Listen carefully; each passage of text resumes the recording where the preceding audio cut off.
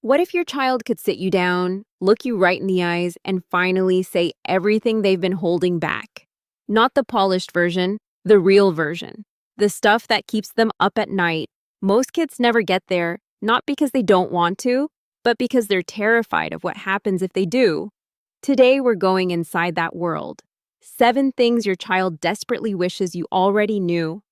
And stay with me through number 6, because that one quietly reshapes who they become as adults. Number 1, I am not a version of you that needs updating. You had a certain path.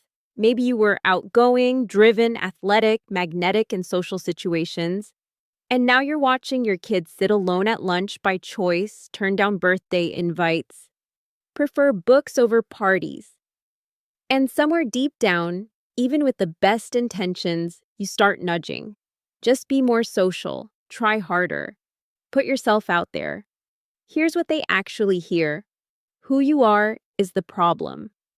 When a child's natural personality doesn't match what their parent seems to want, they stop seeing their traits as characteristics. They start seeing them as defects. The quiet kid who gets pushed to perform extroversion doesn't become more social. They become more ashamed.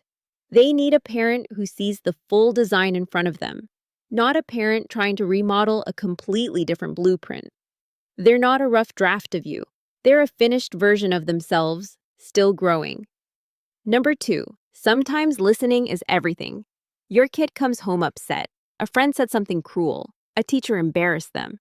They're carrying this thing, this heavy emotional weight, and they bring it to you. And immediately you go into problem-solving mode. Did you tell someone? Here's what you should have said. Do you want me to reach out to the school? And just like that, the conversation closes. Here's the thing. They didn't come to you for a solution. They came to you because they needed to not feel alone in it. When you rush to fix the emotion, what they feel is that the emotion itself is the problem. Something to be handled and moved past rather than felt and understood. What they actually needed was for you to sit down, stay present, and just say, that sounds really hard. Tell me more. Connection first.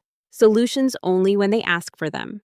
Number 3, your emotions live in the whole house, not just in you. You think you're keeping it together. You're whispering the money conversations.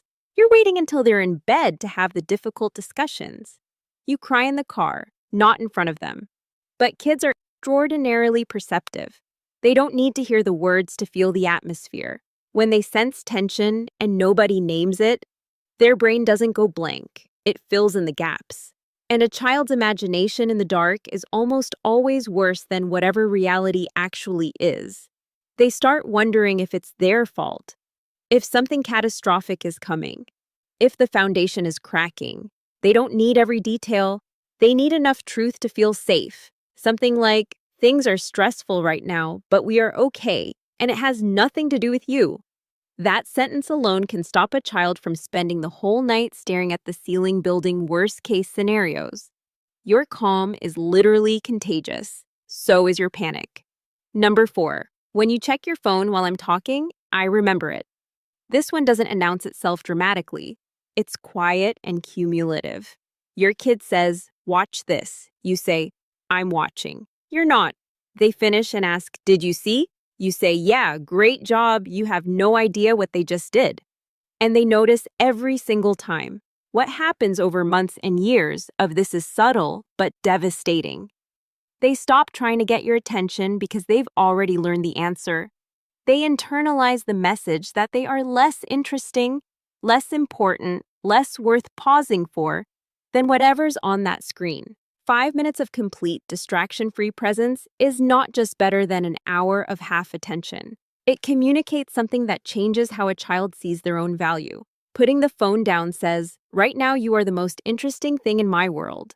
Keeping it in your hand says, something better might show up any second. Kids feel that comparison, and they lose it every time. Number 5, stop holding me up against my sibling. Your brother had this handled at your age. Why can't you be more like your sister? These sentences feel like helpful observations.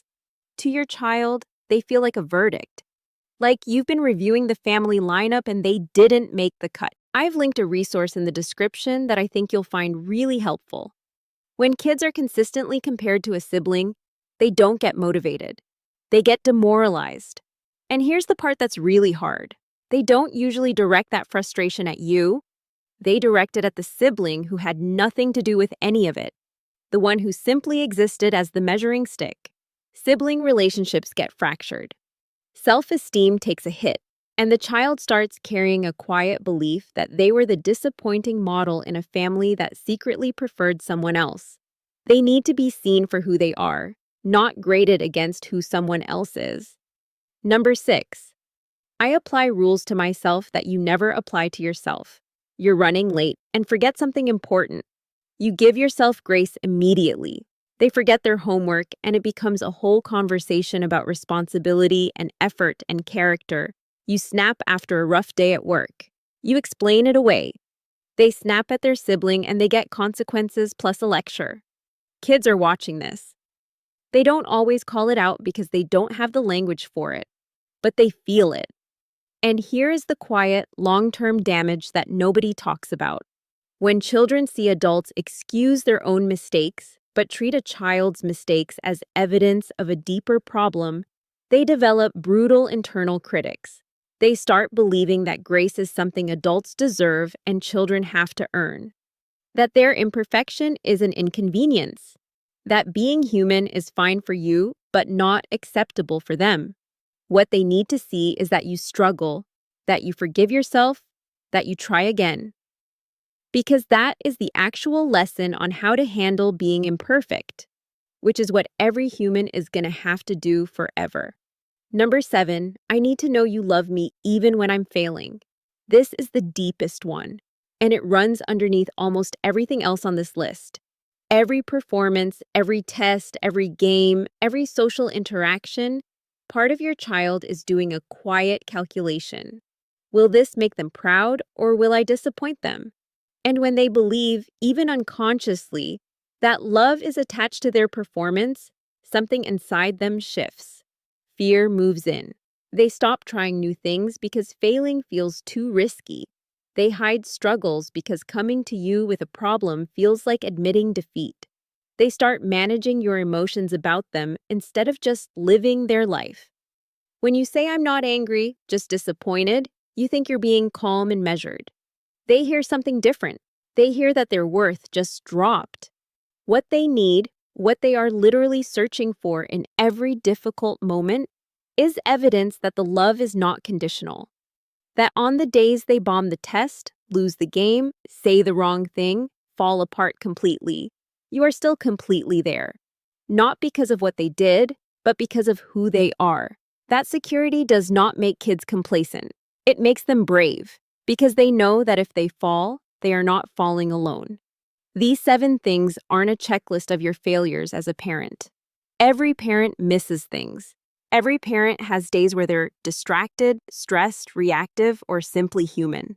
That's not the point. The point is that your child is paying attention to all of it. The warmth and the distance, the patience and the frustration, the moments you show up fully, and the moments you're somewhere else entirely. And underneath every slammed door, every eye roll, every "I'm fine" that clearly means the opposite, there is a kid who loves you in this enormous, clumsy, terrifying way, who needs you to see them, not the version of them you planned for, the actual one standing in front of you right now. The question worth sitting with tonight is simple. What would they say if they knew you could really hear it? I've linked a resource in the description that I think you'll find really helpful.